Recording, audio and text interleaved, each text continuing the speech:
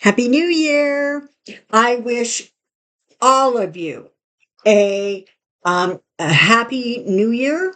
May the coming year 2025 be filled with happiness, love, and abundance.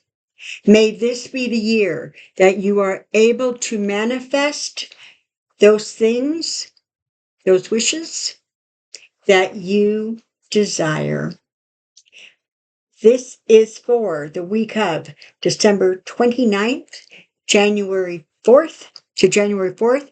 And thank you very, very much for being here at Soulprint.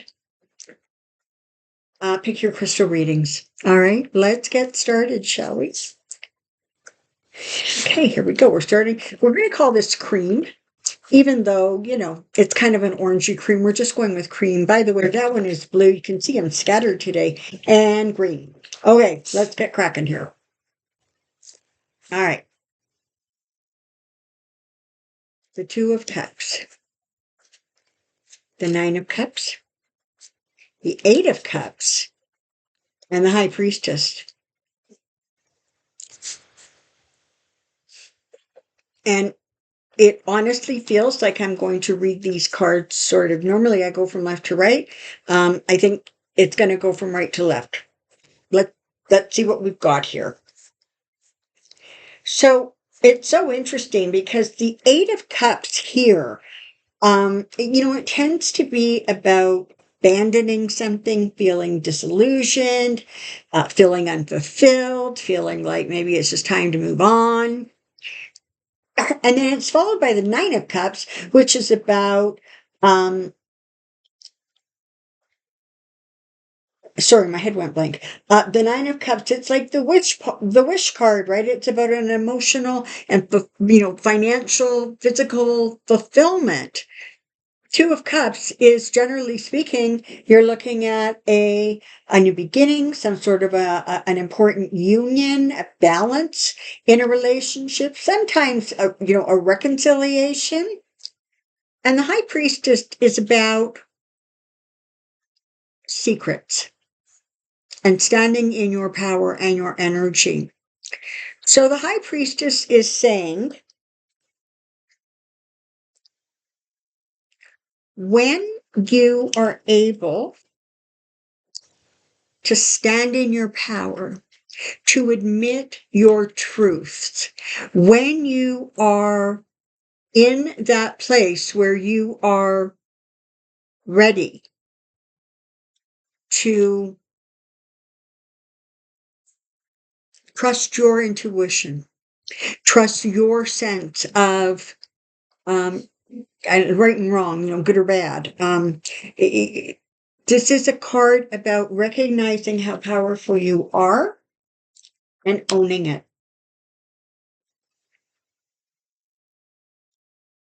Whatever has caused this sense of just sort of unhappiness and it's just a card of just sort of feeling, like bummed out. It's like you're thinking about having to, change gears, give up something that you were trying to hold on to. But what the other two cards are saying is that this Eight of Cups turns into the Nine of Cups. Now, the question becomes, does the Eight of Cups become the Nine of Cups because the Eight of Cups recognized that there was something at an end, that it was time to let go of something and move forward?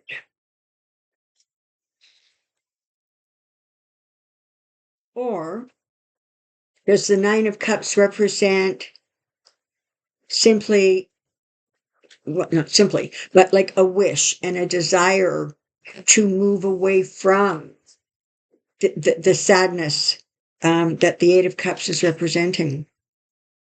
The Two of Cups is bringing you an important union. It's bringing you a new relationship. It's the start of something that, generally speaking, it's connected to your personal life, to your home, that kind of thing. But the energy here really is about sort of like, honestly, it's about owning your truth in a relationship, letting go of what doesn't work and embracing what does. And that's just the simplest way and most complete way to read these cards. So I hope for those of you who have picked the Queen Crystal, it makes sense. But it's a really sort of simple layout. It's just, the cards just simply tell the story. And so, if it's something that you're ready to let go of, I wish you the strength and the wisdom to do so. And then the strength and wisdom to embrace something new. All right. Blue. Six of Pentacles, Two of Pentacles, Knight of Cups, and the Wheel of Fortune. Okay. So, the Six of Pentacles is sort of always thought of as that, quid pro quo card. It's about giving. Sometimes it's about receiving. It is about, charity. It is about a recognition of, I do this, you give me that. But mostly it is about working to find the balance, working to make sure that,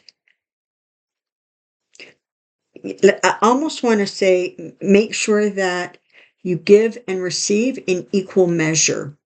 Very, very often it's really easy for us to give and give and give. And then we can become depleted. And we have to figure out now how to manage Two of Cups, our sort of smaller or shrinking resources. All of a sudden, we've overgiven, and now we're having to juggle a little bit.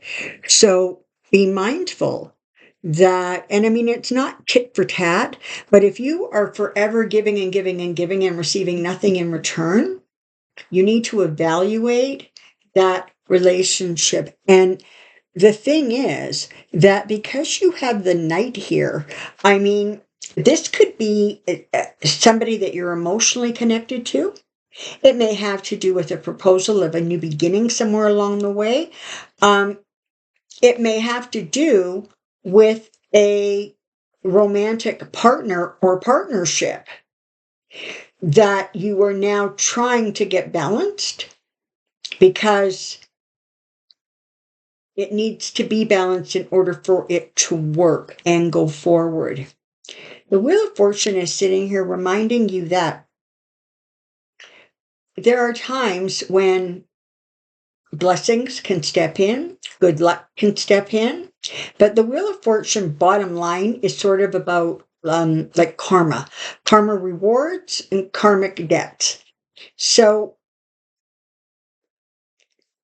if I had to put these cards into one sentence, I would say this: this relationship has or will bring you karmic realities, blessings or not. Don't overgive, particularly in a relationship that leaves you in a place where you are trying to juggle your reserves and they have shrunk because you have overgiven, you've given too much. And Pentacles aren't only money, they're about time, they're about energy, they're about all kinds of earthbound tangible things. And so, but there's definitely a need for balance, because right now it feels like it's not. And because you've got the Knight of Cups here, it really does feel like a relationship. Listen, this could be a relationship with a partner, a child, a grandchild. It could be a relationship with a friend of yours, a work associate, a business partner. But remember to not deplete yourself. And green. All right. The Hangman, the Six of Swords, the Eight of Wands, and the World. Okay. So this is about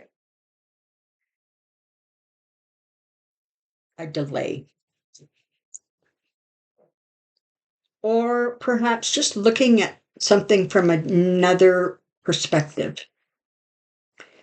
The Six of Swords is talking about,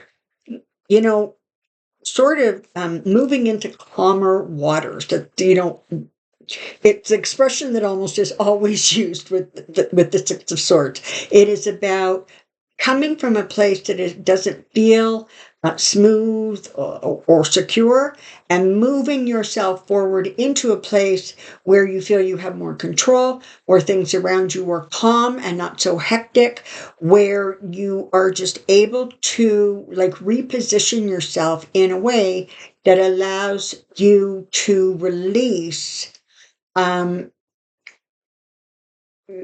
energy that was around you that just felt unstable and chaotic. Trust this, when you make that move and you're ready to start moving forward into that calmer place, it's going to happen very, very quickly. There's going to be a lot of back and forth, a lot of communication. But when it comes right down to it, it's going to move, I want to say, much faster perhaps than you're anticipating or expecting. And that creates the world. That creates your ability to leave the situation and move into a brand new beginning.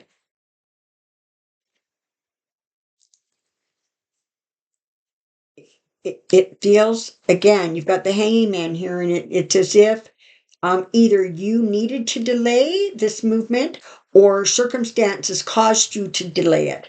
And you may have had to look at things differently so that you were able to get clarity on your ability to move forward and go into those calmer places. But once that has been decided, buckle up, because it's going to move quickly, and there's going to be a lot of correspondence, a lot of talk, a lot of communication about the decisions and choices that are being made. And recognize and embrace that we let go of things or end things because their time is done. We have gained the wisdom or the experience from the situation, and now it's time to move on and start new. And that's what the world is about. It's about closing one aspect so that another one can open up. So these cards really are talking about making some decisions that just create new. And recognizing, these cards would be absolutely perfect for somebody who is, for example, moving or selling property, because it talks about, things coming to a close and there's a new beginning, correspondence. But whatever it is in your world, know that you can move the situation forward, and you're going to. And in creating that calmer environment, you're going to be able to quickly set to rest something that's time is done and move on to something new. And that's kind of a nice message for the new year. All righty. Thank you very, very much for being here at Soulprint. Again, Happy New Year. I wish every one of you all the very, very best that life has to offer. Be well.